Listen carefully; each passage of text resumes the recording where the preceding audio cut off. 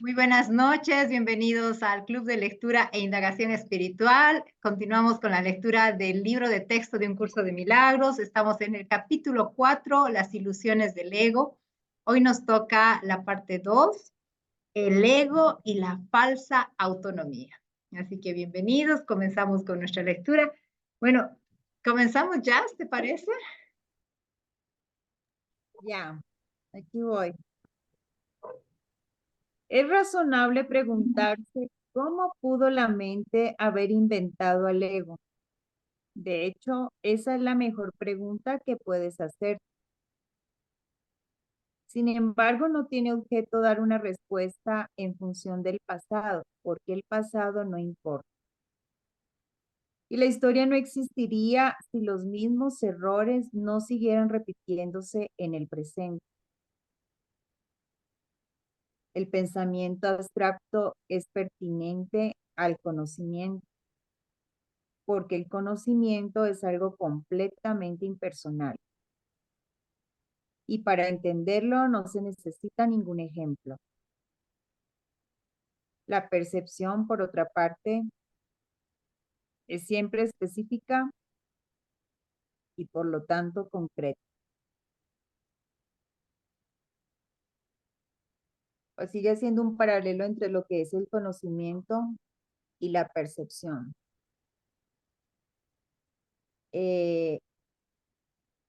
Dice que la percepción es específica y concreta. Es como que, y se refiere como que, o sea, tendríamos que tener esa experiencia del ego, pienso yo, para poder reconocernos como tal, o sea, para darnos cuenta que todo esto es falso y que la verdad es el conocimiento. Mm, Hay algo que me llama la atención de aquí, de este texto también, Jazz, y es donde conectan también pues lo que es la percepción, el conocimiento y lo que es ujú. las nociones del tiempo y el pasado, ¿no? Donde dicen, sin embargo, no tiene objeto dar una respuesta en función del pasado, porque el pasado no importa y la historia no existiría si los mismos errores no siguieran repitiéndose en el presente. Y eso también nos ayuda a entender, ¿no? De que, bueno, el ego es parte del ámbito de la percepción. Ujú. Y como hoy día hacías la pregunta de la gracia divina y todo eso, bueno, como son términos abstractos, no es que vamos a encontrar ejemplos concretos para esos términos, ¿no? Querer traerlo a lo concreto, ya de por sí es como que hay no es tan sencillo. Sin embargo, acá nos hace ver, como dice Orión, esa parte de cómo el ego es, mientras sigamos eh, dando fe por el ego, creyendo que existe y todo eso, estamos todavía en el tema del pasado, estamos todavía en la percepción del tiempo y todo ello. Entonces, creo que más allá de preguntarse cómo se creó y todo, creo que esta es una invitación a no quedarnos atrapados en esas divagaciones de la mente, ¿no? De entender y por qué el ego existe y cómo se creó y todos esos laberintos mentales que tampoco tienen una resolución. Podemos, Negrita, ¿te animas a el 2? Perdón, ¿qué página es? Porque me perdí yo. 62. 72.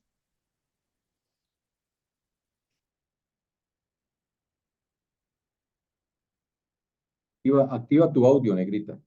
No te escuchamos. El ego y la falsa autonomía. 2. Todo el mundo inventa un ego o un yo para sí mismo, el cual está sujeto a enormes variaciones debido a su inestabilidad.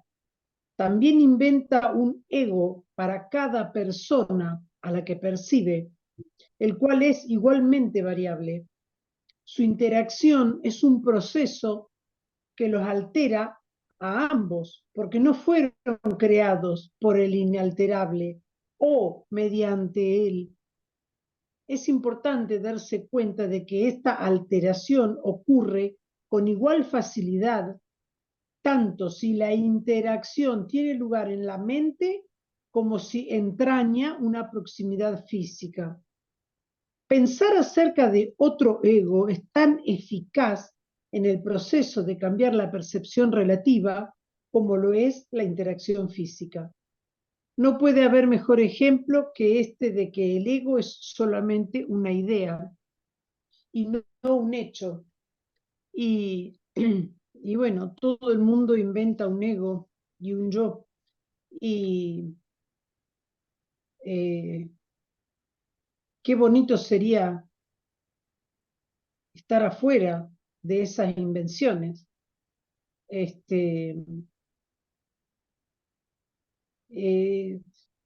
Como poder salirnos de esos roles que nos inventamos con el ego y dejar de interactuar con los demás, tanto con los egos a niveles mentales como a niveles del cuerpo. Me hizo, me dijo y todo eso. Y bueno, yo creo que justamente la tarea de este libro es esa, es a recordarnos todo el tiempo que tenemos que dejar de interactuar desde los egos y saber que cuando yo estoy hablando del otro, estoy hablando de mí misma. Así que me fije lo que estoy diciendo. Es súper importante. ¿Cuántas veces decimos, ah, es que yo lo conozco? Y en realidad lo que conoces es la percepción de una imagen que has hecho en tu mente del otro. Y esa imagen en tu mente, pues es eso, una imagen mental.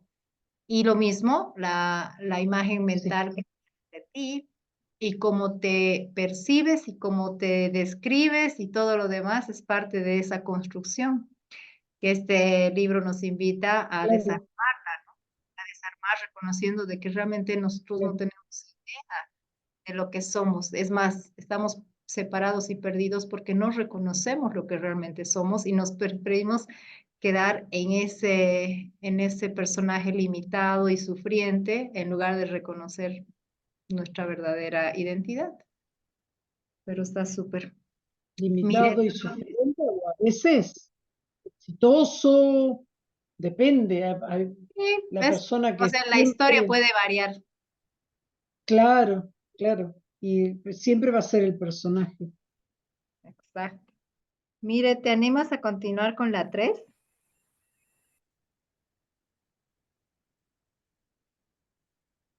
Tu Pon tu micro. micro. Perdón. Tu propio estado mental es un buen ejemplo de cómo fue inventado el ego. Cuando repudiaste el conocimiento fue como si jamás lo hubieras tenido. Esto es tan evidente que basta con que lo reconozcas para constatar que eso es lo que en realidad ocurrió. Y si eso ocurrió en el presente, ¿por qué habría de sorprenderte que hubiese ocurrido en el pasado? Asombrarnos ante la inusual es una reacción comprensible, pero pero asombrarnos ante algo que ocurre con tanta frecuencia no lo es en absoluto. No olvides, no obstante, que la mente no tiene por qué operar así, aunque así como opera ahora.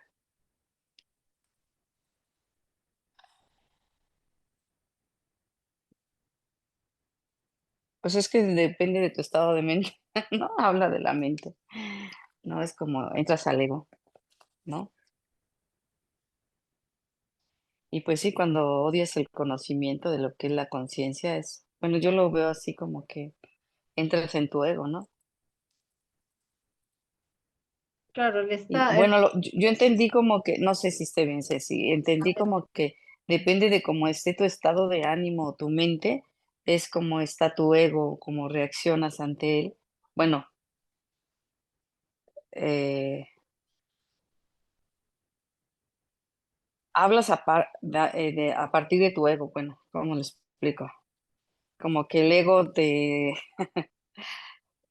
lo tomas, pero vas a reaccionar de acuerdo a cómo estés, ¿no? O sea, no sé cómo explicarlo, pero sí está. claro, de hecho, eso que se refiere al estado mental, acuérdense de que el estado mental podemos estar en un estado de mental. Cuando estamos en el estado mental del ego, obviamente estamos totalmente limitados, tenemos Ujú. la limitación, ¿no? Mientras que en el estado mental del espíritu vamos a estar en un estado expansivo. Pero el ego siempre te va a dar condicionamientos, siempre te va a dar conceptos, siempre te va a dar límites, siempre te va a hacer recuerdo de creencias, siempre te va a contar historias, siempre te va a hacer recuerdo de tu yo histórico y lo que pasó.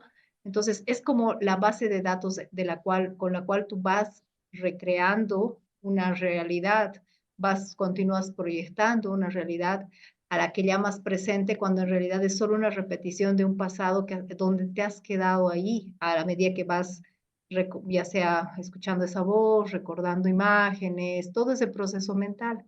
Entonces ese estado mental te lleva pues a estar en el pasado y todo Los el tiempo pensamientos, ¿no? algo que creemos que es realidad, si está alimentado por ese sistema de creencias del ego, va a tener otra vez, van a ser repeticiones del pasado, ¿no? Entonces, y esta parte de renunciar al reconocimiento, al conocimiento es como el ser expulsados del paraíso, ¿no? El salir, la metáfora de Adán y Eva era esto, ¿no? Que habían cometido el acto de comer del árbol del conocimiento, pero en realidad aquí te dice que más bien tú decides abandonarlo.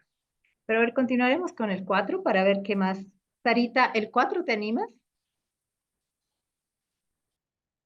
Ok, buenas noches. Adelante, buenas noches. Piensa en el amor que los animales sienten por sus crías y en la necesidad que sienten de protegerlas. Eso se debe a que las consideran parte de sí mismos.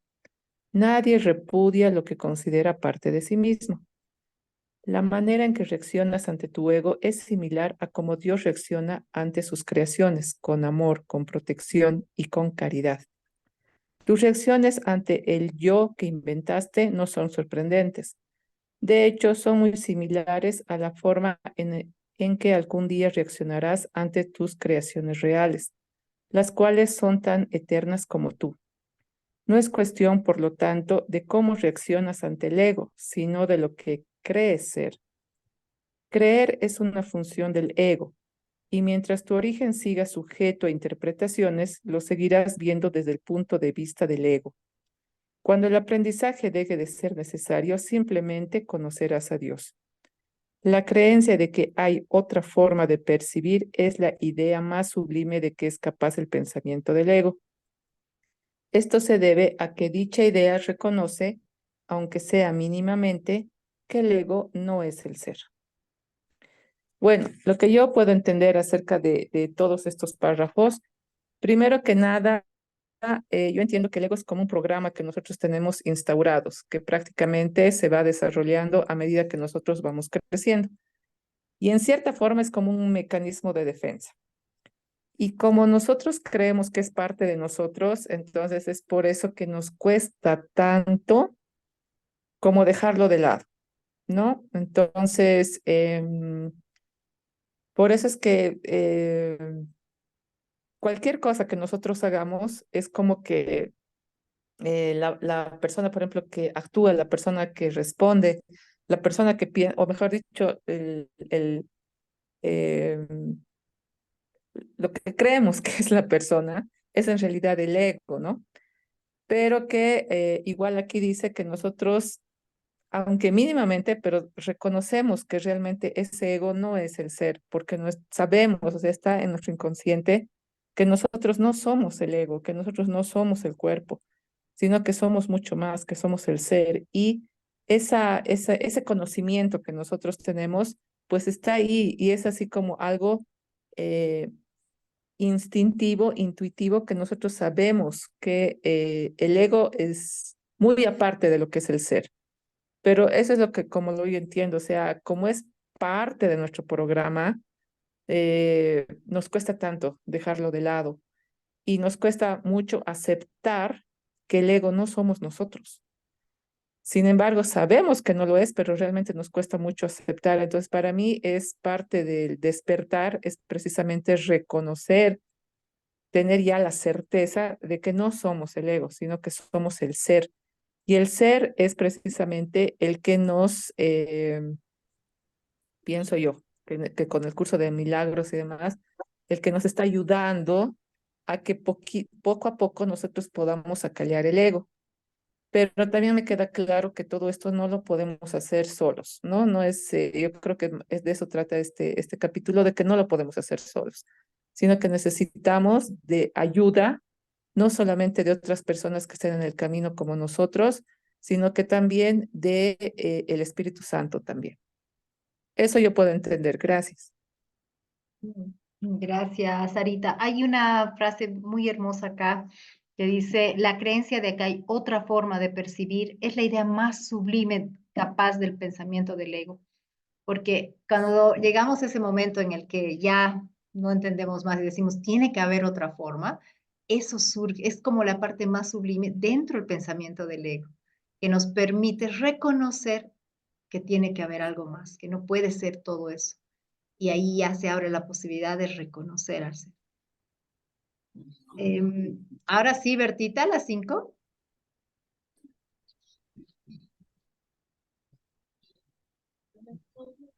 Ya voy. Súper, Berta. Ya voy.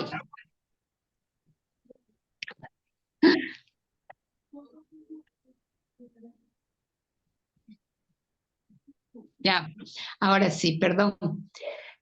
Socavar el sistema de pensamiento del ego no puede sino percibirse como un proceso doloroso, aunque no hay nada que esté más lejos de la verdad. Los bebés gritan de rabia cuando se les quita un cuchillo o unas tijeras, a pesar de que, si no se hiciera, podrían lastimarse. En este sentido, todavía eres un bebé. No tienes una idea clara de qué es el verdadero instinto de conservación y probablemente decidirás que necesitas precisamente lo que más daño te haría. Sin embargo, tanto si lo reconoces ahora como si no, has acordado cooperar en el empeño por llegar a ser inofensivo y servicial. Atributos de estos que son inseparables. Incluso las actitudes que tienes a ese respecto son necesariamente conflictivas, puesto que todas las actitudes están basadas en el ego. Sin embargo, no siempre será así. Ten paciencia mientras tanto y recuerda que el desenlace es tan seguro como Dios. A ver, entiendo que dice que el proceso para eliminar el ego es muy doloroso, ¿no? Que se asemeja a cuando a un bebé le quitamos un cuchillo para que no se lastime. Entonces, es un instinto prácticamente de conservación que tiene el ego.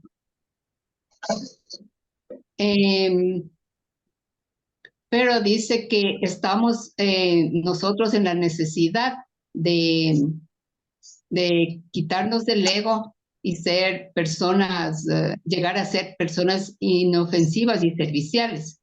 Atributos estos que dice que son inseparables. Dice que nuestras actitudes, incluso las buenas actitudes que tenemos, no son realmente que están separadas del ego. Por ejemplo, cuando nosotros podemos dar algo, ser serviciales en algo, que no somos tan reales en ese sentido, porque siempre esperamos, no sé, capaz de que nos devuelvan un servicio, que nos devuelvan un favor que estamos haciendo, ¿no? Que nosotros tenemos que llegar a un nivel en donde seamos realmente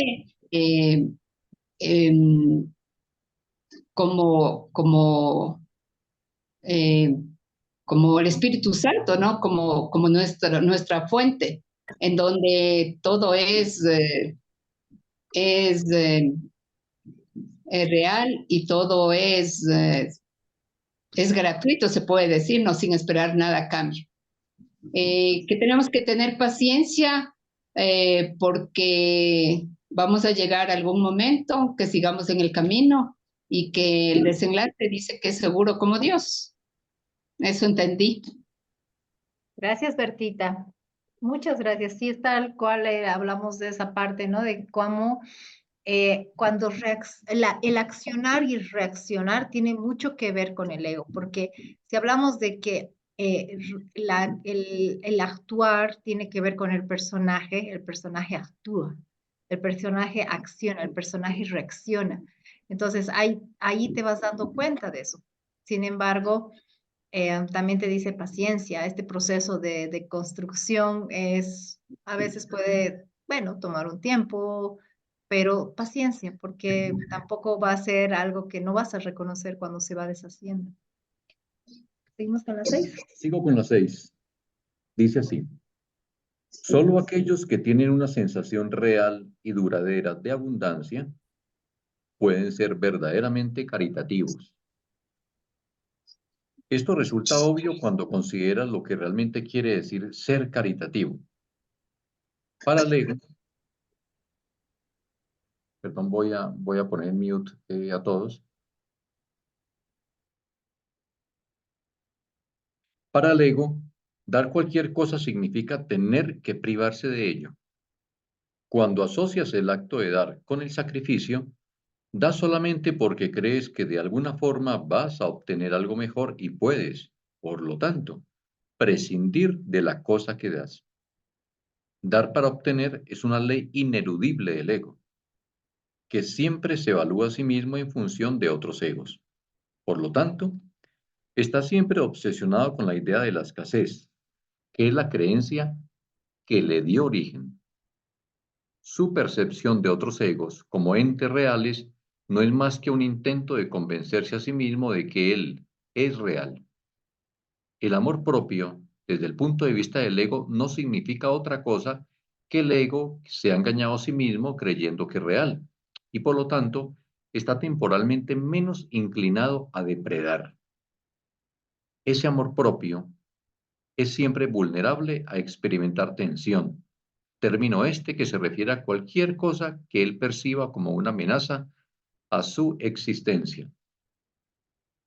Pues vemos acá con este texto de que, bueno, el maestro nos habla de la importancia de poder entender lo que es dar y recibir, porque sabemos de que si lo vemos desde el punto de vista del ego, el ego siempre cuando da es porque está queriendo encontrar una retribución a cambio, nunca lo hace, por así decirlo, desde el corazón y siempre lo hace desde un acto completamente egoísta y de carencia. En cambio, cuando yo estoy dando desde el ser, sé que es la mejor manera no solamente de extender todo lo que yo estoy compartiendo, sino de que también ese nivel de abundancia, de generosidad, de que lo que no es para mí, o sea, si algo no es para mí, tampoco que sea para los demás. Esto sí es algo desde mi real ser que se manifiesta. Y esa parte final que me llama mucho la atención es el amor propio del ego, ¿no? En donde dice de que cuando el amor propio, entre comillas, del ego, ahí quiero que ustedes me ayuden, cuando se asume desde ese lugar, es cuando deja de volverse depredador con los demás. ¿Qué puedes tú decir de eso, Ceci? Bueno, ahí ya vemos algo que es como la destrucción de uno de esos conceptos así muy nuevos que usamos, ¿no? Miles de talleres que dicen busca el amor propio, construye el amor propio y hablan todo del amor propio, cuando en realidad el amor propio ahorita nos están mostrando que es solamente creer que el ego es real, darle realidad, o sea, no podemos apropiarnos del amor. El amor no es un objeto de apropiación. Entonces, creer que el amor puede ser propio, amor a mí mismo, todo eso es muy validar el ego. Y en realidad te dice que cuando entra en eso, entra como, ay, el amor a mí mismo, entonces como que, ay, sí, me tengo que amar y entramos en ese diálogo muy bonito, muy todo, y entonces ahí como que el ego deja de ser tan depredador, porque el ego siempre está en busca de la destrucción de alguna manera, ¿no? Porque su fin es la muerte. Entonces, deja de ser tan depredador y aparentemente entra en un estado un poco más pacífico, pero sin embargo, el mismo hecho de que el amor propio ya está dando validez del ego, Entonces ya nos está llevando por un camino en el que Por un no, camino de la ilusión, ¿no? claro, hoy vamos a sostener esa ilusión y vamos a creer que tenemos que amarnos. Y entonces viene alguien, te dice algo y tú no voy a permitir que dañen mi autoestima, mi autoamor, mi amor propio. Voy a poner límites a las personas porque nadie me puede tratar mal, porque yo soy el máximo representante del universo y me amo y todo el show que hacemos desde ese lugar, ¿no? De hecho, que encontramos es un poco chistoso porque nos damos cuenta de que casi todo lo que terminamos encontrando en muchos textos, en muchos libros, también en internet, pues no viene de un real ser, sino solamente de un alimentar el ego y colocarnos en un primer lugar, pero por encima de los demás, ¿no? No es de un estado de unidad. No reconocemos, volvemos a separarnos, ¿no?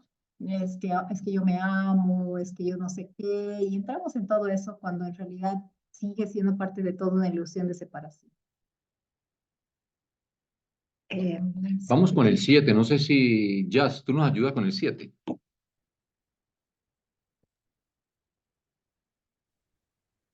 El ego vive literalmente a base de comparaciones. La igualdad es algo que está más allá de lo que puede entender y por lo tanto le es imposible ser caritativo. Lo que el ego da nunca emana de una sensación de abundancia, porque él fue engendrado precisamente como sustituto de eso. Por eso es por lo que el concepto de obtener surgió en su sistema de pensamiento. Los apetitos son mecanismos para obtener, que representan la necesidad del ego de ratificarse a sí mismo. Esto es cierto tanto en el caso de los apetitos corporales como en el de las llamadas necesidades más elevadas del ego. El origen de los apetitos corporales no es físico. El ego considera el cuerpo como su hogar y trata de satisfacerse a sí mismo a través de él. Pero la idea de que eso es posible es una decisión de la mente, que está completamente confundida acerca de lo que realmente es posible. Está aquí aclarando que el ego es producto de la mente, entonces es la mente quien debería de llevar las riendas de la situación y no entregárselas al ego. Dice que no puede llegar a ser caritativo desde ningún punto de vista, o sea, nada que se le ocurra que puede ser bonito, dar, porque dice que no conoce la caridad, o sea, ay, se me perdió, pero dice, le es imposible ser caritativo, ¿ya? No puede entender esto porque siempre está buscando desde la carencia. Entonces, si yo busco desde la carencia, va a pasar lo que decía Orión en el párrafo pasado, o sea, en el fondo primero yo, como el tema del amor propio que está de moda. Lo entiendo como por ese lado que a eso se refiere. Además porque dice que el ego nace de allí, de esa carencia, entonces nunca va a poder dar desde el ser, no lo conoce, o sea, no existe. No puede. Y hay una Después parte habla de los súper, mecanismos después habla de los apetitos que son mecanismos para obtener. Y hace ahí, no sé si ustedes me ayudan porque aquí está muy interesante, dice, el origen de los apetitos corporales no es físico. El ego considera el cuerpo como su hogar y trata de satisfacerse a sí mismo a través de él. Entonces parece que no es solamente de esta experiencia física, todas esas supuestas necesidades que uno se inventa. Es como que el cuerpo en sí no necesita nada. nada. Ajá. Pero ahí viene toda esta parte de la mente del ego que agarra y empieza a entrar a justificar a través de necesidades físicas su deseo de obtener. Y ese deseo de obtener, que me encanta como lo llaman en el cuarto, el cuerpo de los deseos. ¿no? Y por eso es que muchos caminos, muchas filosofías trabajan muchísimo con el cuerpo de los deseos. El ayuno, todas esas son prácticas para realmente reconocer cuánto dominio tiene el cuerpo de los deseos sobre tu vida, ¿no? Entonces es interesante también darnos cuenta, ¿no? Cómo esas necesidades aparentemente están totalmente ligadas a la fisicalidad, pero sin embargo no. Y bueno, ya hemos escuchado en algunos temas, ¿no? El hambre emocional, muchas cosas que a veces en un momento no las comprendíamos, pero si entendemos de que todo parte de la mente, una mente que está desde el sistema de pensamiento del ego, va a crear necesidades innecesarias y las va a justificar, las va a justificar. ¿No? De hecho, la enfermedad es una forma de justificación. Ay, es que estoy enfermo, por eso no puedo hacer esto. Ay, es que estoy enfermo, por eso tengo esta limitación, por eso tengo que tomar esto, por eso empezamos a generar todo un diálogo de mucha limitación, de mucha separación y de mucha carencia. Me encanta lo que dice, el ego es el sustituto a la abundancia. Entonces, es como agarrar la abundancia, el estado de total completitud, se reemplaza por este pensamiento que es el ego, en el cual obviamente ahí eres carente, careces. Y esa carencia te va a hacer buscar qué obtener. ¿Y qué quieres obtener? Todo eso que puede satisfacer a este cuerpo de los deseos, a este sistema de pensamiento del ego. Bueno, continuemos. Negrita, el 9.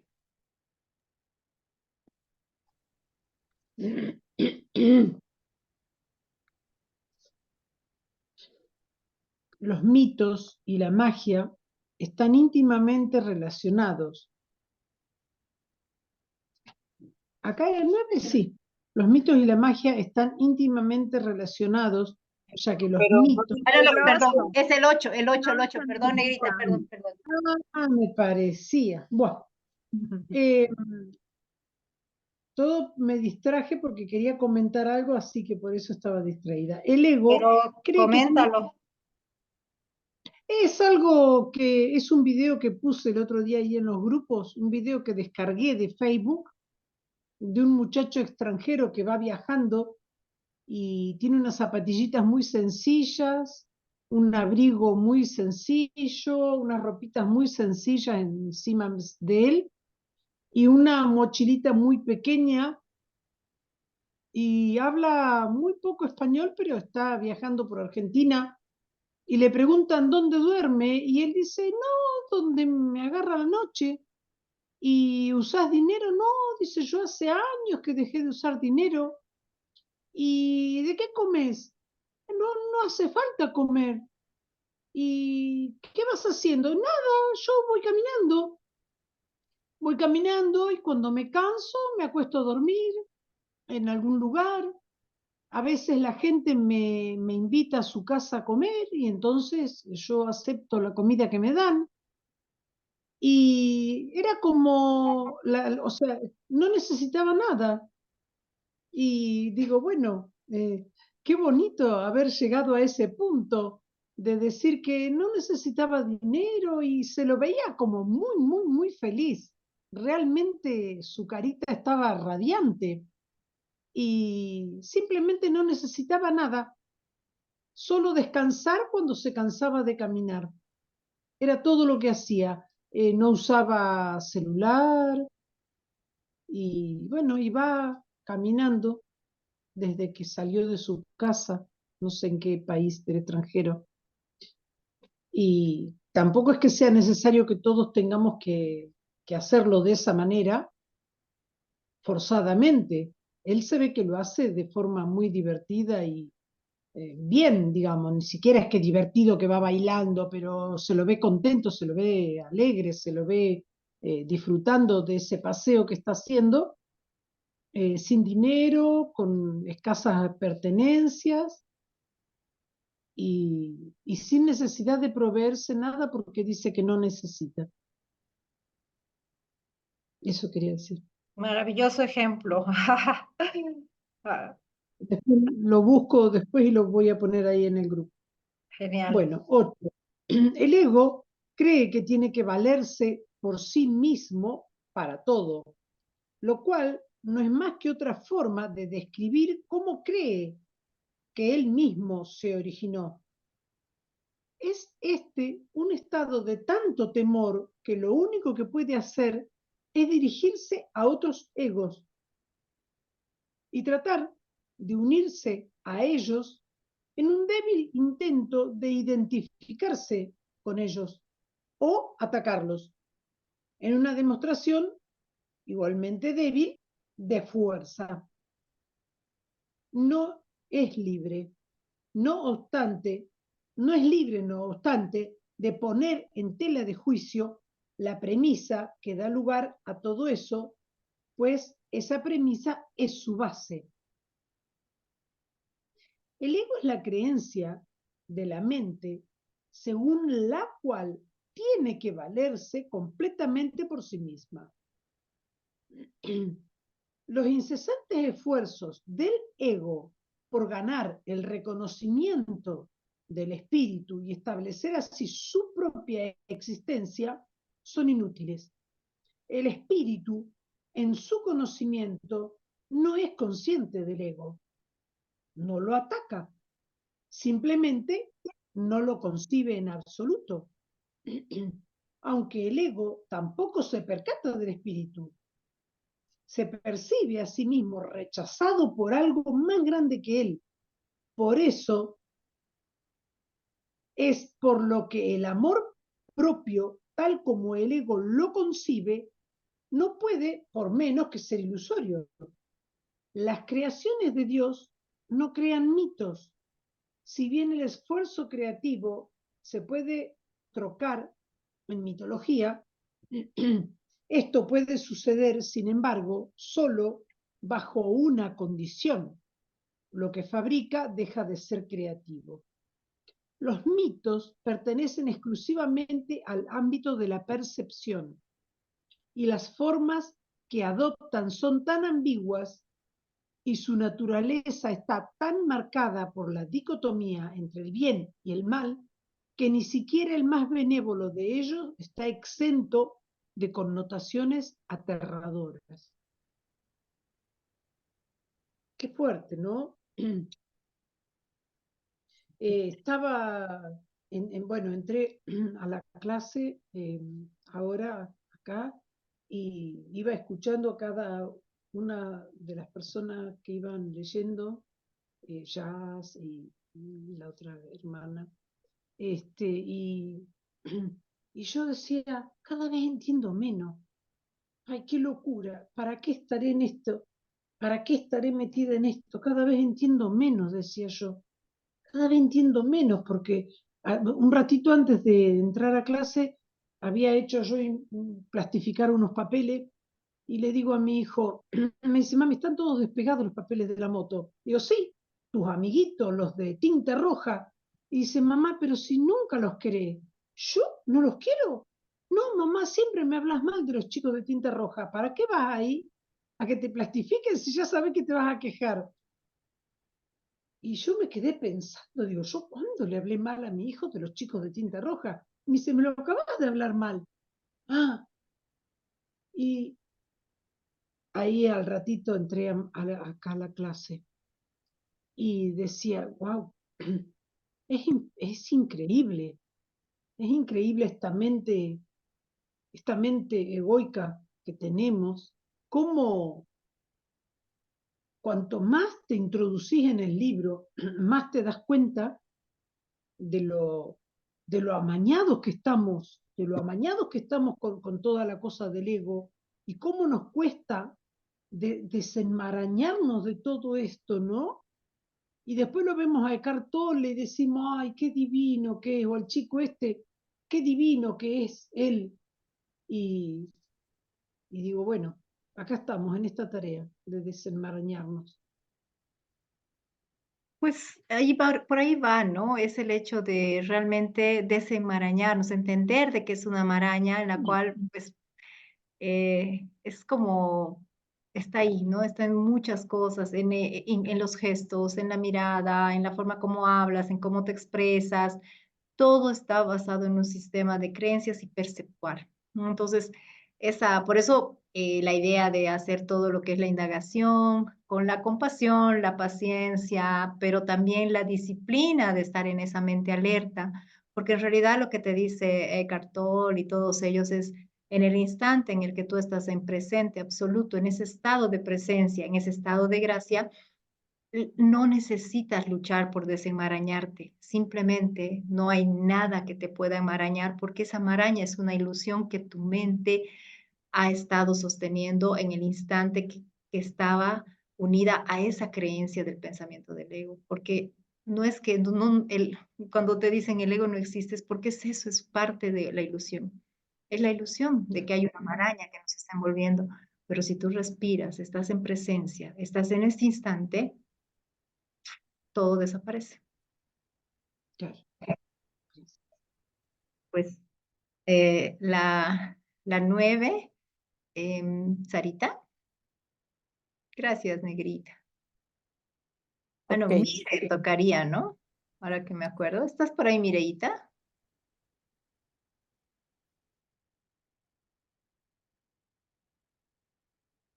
Sí.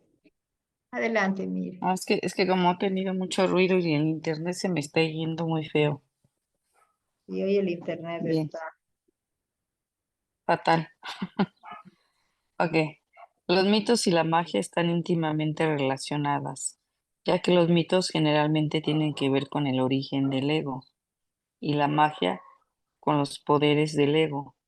Se atribuye a sí mismo los sistemas mitológicos, incluyen por lo general alguna descripción de la creación y la conectan con su forma particular de la magia. La llamada lucha por la supervivencia no es más que la lucha del ego por prolo- por prolongar su propia existencia, así como la interpretación de qué ha hecho con respecto a su comienzo. Ese comienzo casi siempre es asociado con el nacimiento físico, ya que resulta difícil sostener que el ego existía antes de este momento. Los más religiosos de los mitos basados en el ego puede que postulen que el alma existía antes y que seguirá existiendo después de un lapso temporal de vida en el ego. Algunos postulados inclusive que el alma será castigada por este lapso. La salvación, no obstante, no es aplicable al espíritu, pues éste no está en peligro y por lo tanto no tiene que ser rescatado. Ah, Bueno, pues, pues es que lo mismo, ¿no? Del ego, pues ¿no? vamos a aquí pedir ayuda a nuestro experto en mitos. Mitos y magia. Mitos y magia. O sea, tenemos aquí a super Nuestro querido Orión. Para mí, para mí los mitos y magia, más allá de que ahora, basados en el curso de milagros, sabemos de que esto es solamente otro sofisma más y otro artilegio del ego para seguir sumergiéndonos en el mundo de la ilusión. Eh, yo lo uso como un mecanismo como un mecanismo para poder llegarle a otros y para poner ejemplos, ¿no? Sobre situaciones que estamos viviendo en algún momento de nuestra vida que nos sirvan como de base para, para tener como una experiencia, ¿no? Algo maravilloso, pero algo a lo que hace referencia esta parte es justamente eso, ¿no? La mayor parte de los mitos nos van a hablar cómo se origina, el origen de la existencia, ¿no?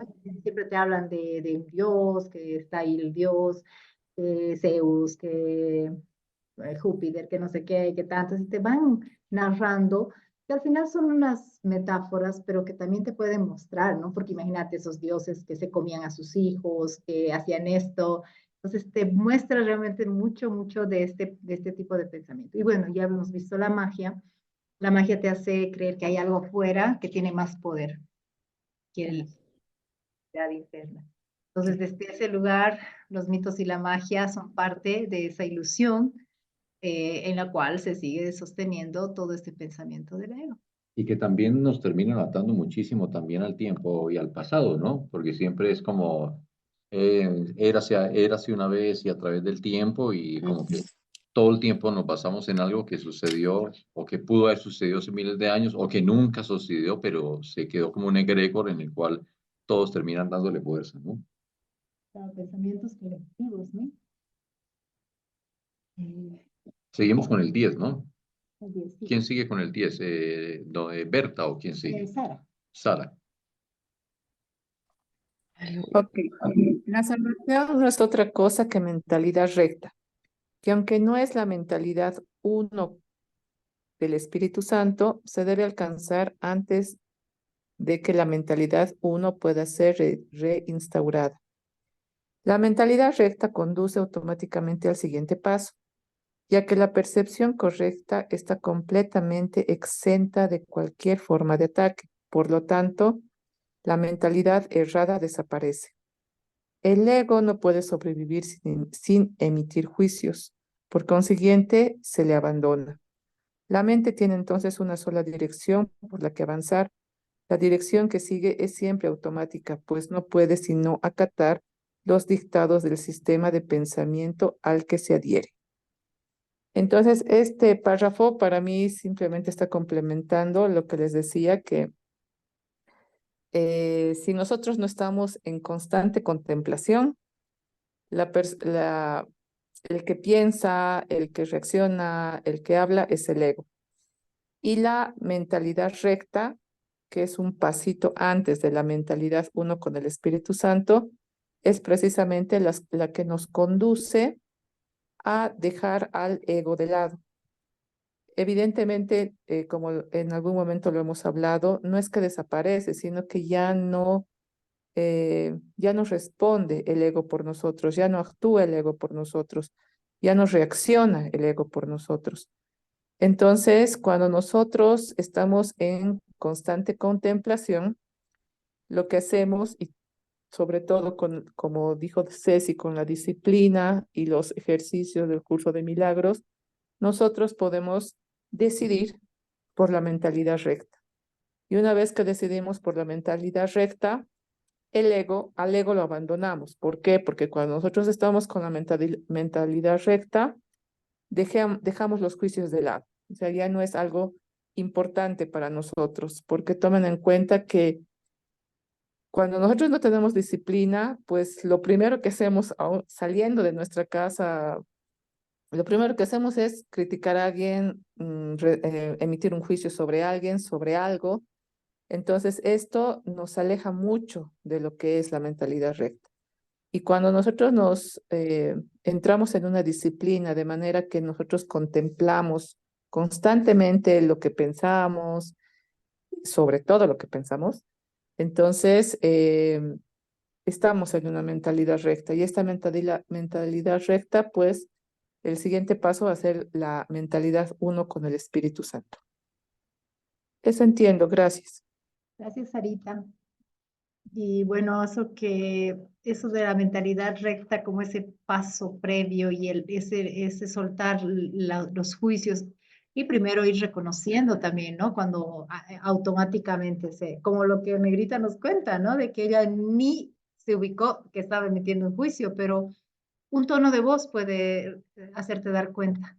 Y qué hermoso tener al otro y darle la libertad de que nos permita reconocer, porque también podría identificarse mal y decir, ah, no me digas esto, pero si tú ya estás en un momento en el que dices, a ver, quiero corregir la mente, entonces ahí viene esta otra parte en la cual recibes esa retroalimentación, digamos, del otro. Y la parte de la salvación, que maravilloso, porque la salvación, acuérdense, es el deshacimiento de los conceptos. Y al deshacer los conceptos es poder llegar a esa mentalidad recta, porque un concepto va a necesitar, bueno, los juicios se basan también en todo esto de los conceptos y los conceptos a través de los cuales podemos ir construyendo o emitiendo juicios. Entonces está súper toda esta parte de la salvación y el hecho de que el ego no puede sobrevivir sin emitir juicios.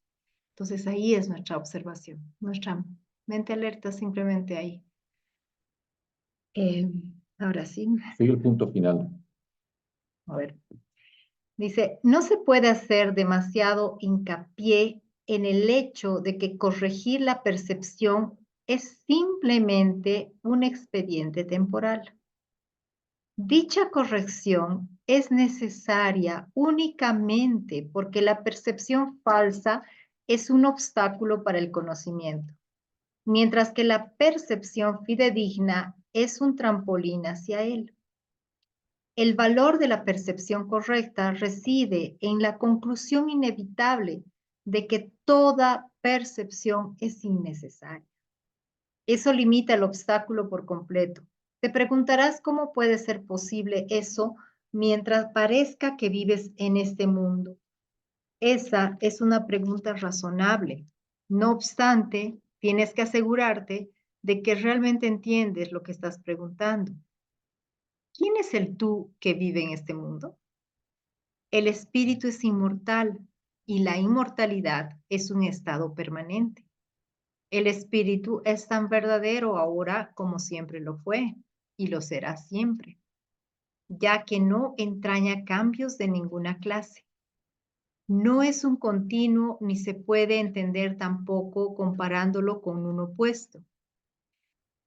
El conocimiento nunca admite comparaciones. En eso estriba su diferencia principal con respecto a cualquier otra cosa que la mente pueda comprender. Creo que hoy este capítulo nos ha mostrado muchas pautas para que podamos reconocer este sistema de pensamiento del ego.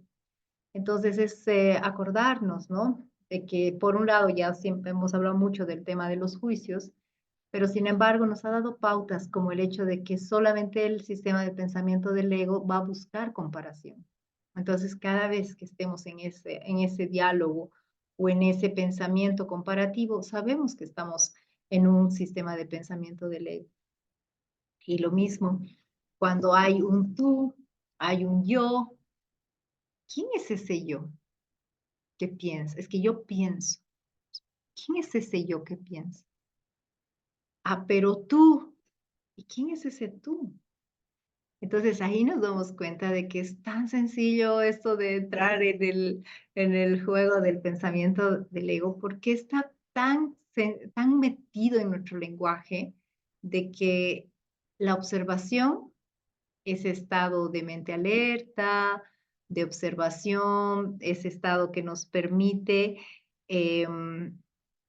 simplemente liberarnos, ¿no? De estar tan identificados en el personaje, tan identificados con la historia, tan identificados con el sueño, tan identificados con querer encontrar nosotros la forma de solucionar algo, nosotros la forma de hacer algo. Y ahí es donde viene esto de la falsa autonomía.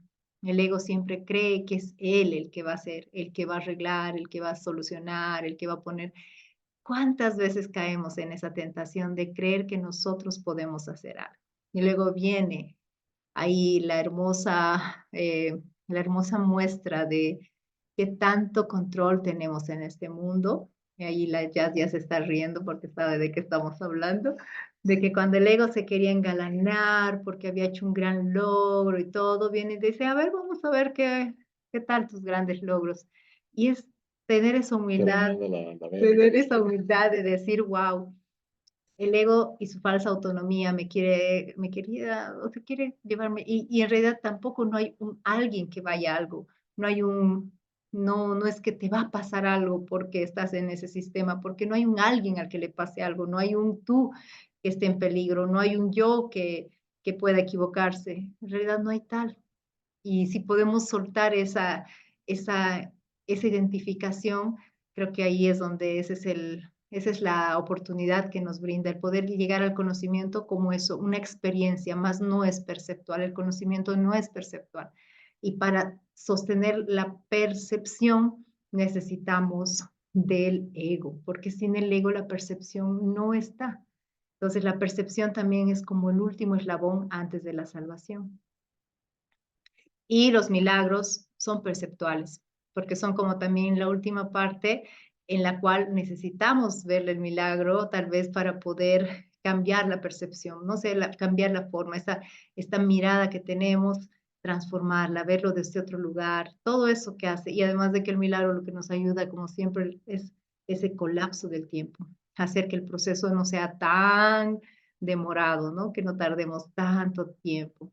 Entonces ahí, por ejemplo, en una tarde la ya se ha dado cuenta de que para nada el ego. Toma, ego, tómalo. Y así, entonces, pero a veces ese es el milagro, el poder reconocer en qué estaba tu mente, en qué sistema de pensamientos. Y también hay una parte que hemos estado hablando en el grupo presencial, de que hay que también tener como el tino de reconocer cuando hay el policía que te está diciendo, estás juzgando, estás haciendo, porque también es un ego disfrazado de policía. No sé si también es un policía. Ayer estábamos en una celebración y entonces yo me fui muy elegante, ¿no? A una celebración porque una familiar de la Ceci ya cumplía un año que su esposo había muerto. Entonces, pues yo nunca había estado casi en una celebración de la familia de ella, entonces me fui muy elegante, tanto así que hasta me conseguí unos zapatos nuevos para estar allí. Y cuando llego, vi que el hermano de la Ceci llegó con unos zapatos así como los que le decimos en Colombia como unas abuelitas, lo que son esos cafecitos, lanuditos, como para uno levantarse. Y yo dije, ve, tu hermano se ve con unos zapatos de abuelo al encuentro. Y la Ceci me mira y me dice, ay, qué crítico con él. Y yo me moría de la risa, ¿no? Porque claro, el ego se encarga de comparar y de mirar por todos lados, ¿no? Y sí, es así, a veces es en cosas tan chistosas, tan simples y todo, pero es creo que la oración permanente es eso, ¿no? Pedir la corrección de nuestra mente y la sanación de nuestra mente, porque solo es ese pequeño, como decía la negrita, soltar toda esa maraña, soltarla, soltarla. Así que bueno, no sé si hay alguien que quiera compartir algo que tal vez les haya resonado. Aquí hay una preguntita que estaba haciendo Bertita, que decía, o sea, las prácticas del ayuno son del ego. En realidad, al contrario, ¿no? Es como una práctica de ayuno, más bien al que lo pone un poco en evidencia es al ego, porque quien va a saltar de, ay, se me está bajando el azúcar, ay, me siento mareado, ay, ya saben quién es. Entonces, cada vez que se hacen las prácticas de ayuno y demás, es como también llevar al cuerpo, no se trata de entrar al faquirismo, ¿no? Sí, con un faquirismo, ¿no? Pero no es este ese lugar, ¿no? Hay muchos grupos de ayuno y oración que entienden de que a veces llevar a un punto así al ego también te permite reconocer que el cuerpo no tiene la autonomía y el ego no es el que está dirigiendo ese cuerpo, ¿no? Es como devolverle la soberanía a quien corresponde, ¿no? La autoría a quien corresponde. Pero es interesante ver todo esto, ¿no? El ayuno, algunas prácticas que se realizan que pueden ayudar, por ejemplo, la meditación en el Vipassana, que es una práctica de meditación, hay una parte en la cual hay una postura que se pide, ¿no? Que es una postura totalmente recta de la columna y la tienes que sostener durante toda la práctica. Y bueno, el cuerpo desde, ya sabemos, desde esa parte del ego y sus necesidades y esto, y que me duele, y que me pica, y que me molesta, y que hasta que logras trascenderla y puedes ahí realmente tener otra experiencia. Eso, Bertita. No sé, algún comentario más, algo que nos quieran compartir. Alma, has llegado hace un ratito, bienvenida. Amandita, bienvenida. No sé si nos quieren compartir algo.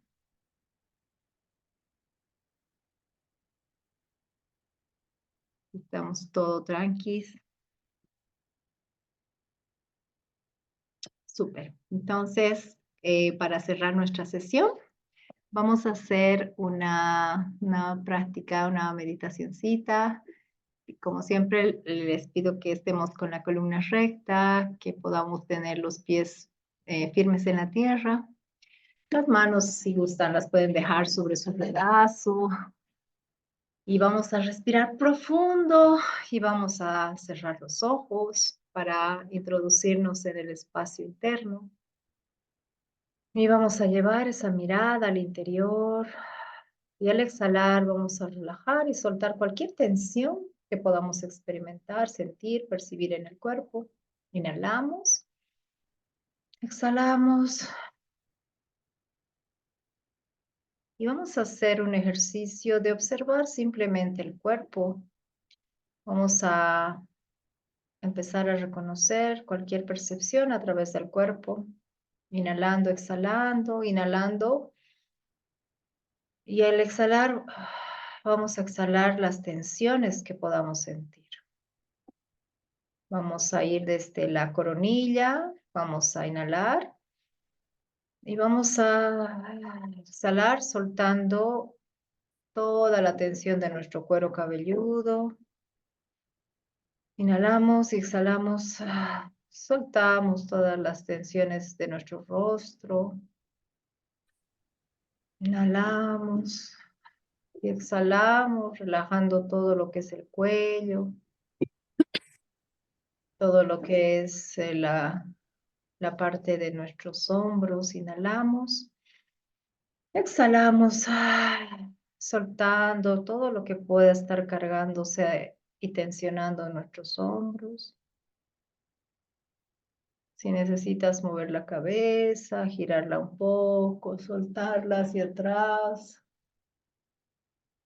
hacia adelante. Inhalas y la sueltas hacia atrás la cabeza. Inhalas y sueltas la cabeza hacia adelante, exhalando.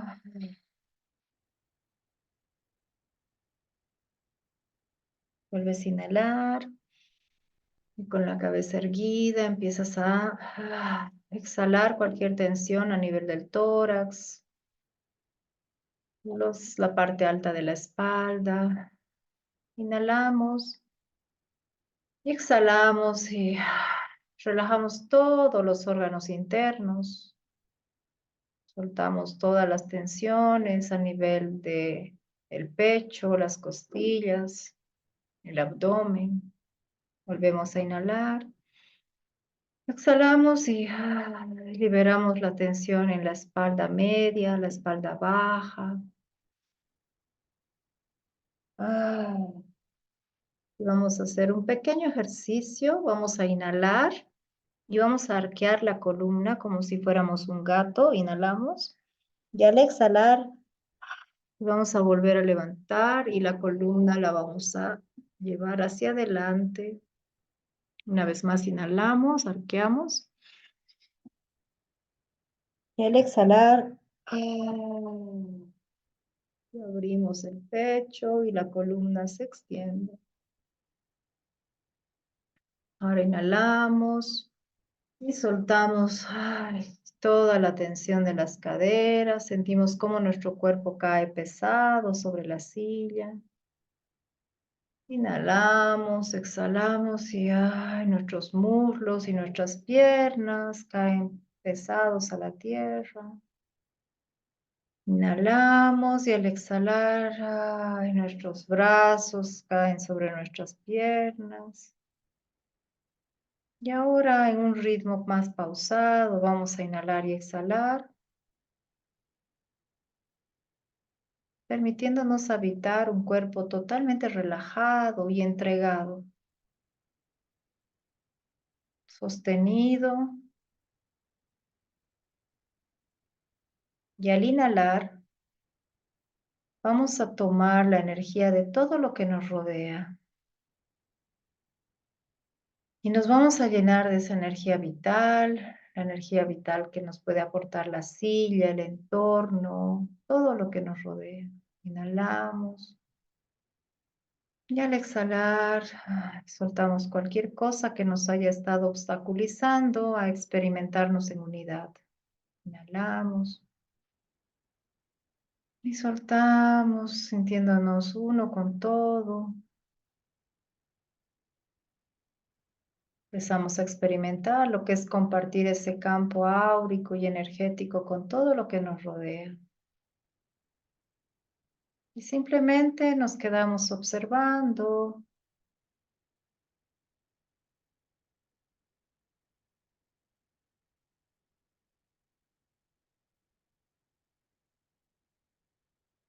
Por un momento nos quedamos en la profunda observación y el descanso, retirando de la mente cualquier intento de dar significado, entendiendo de que nada significa nada.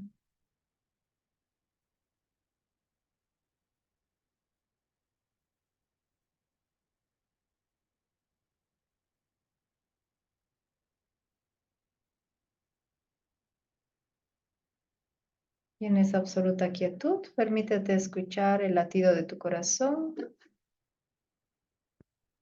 recordando la vida que te sostiene y que sostienes. La vida que a través del aliento divino experimentas.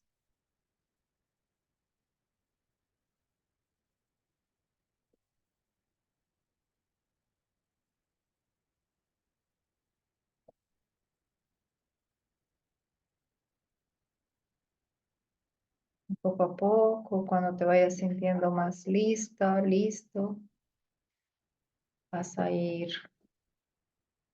volviendo a tomar y volviendo a sentir el cuerpo. Puedes mover las manos, los pies.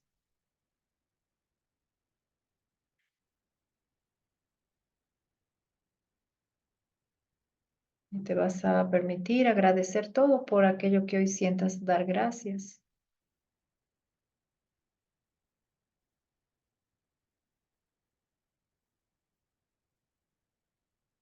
Cuando estés lista, listo, vuelves aquí y ahora y abres los ojos.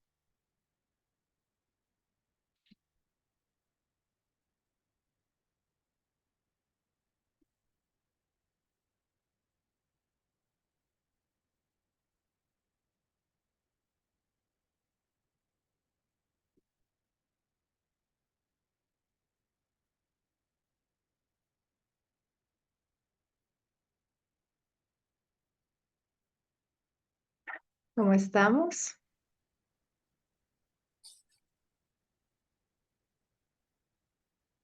Muy bien, Cecilia, gracias. Como siempre, tus sesiones son mágicas, sobre todo la meditación.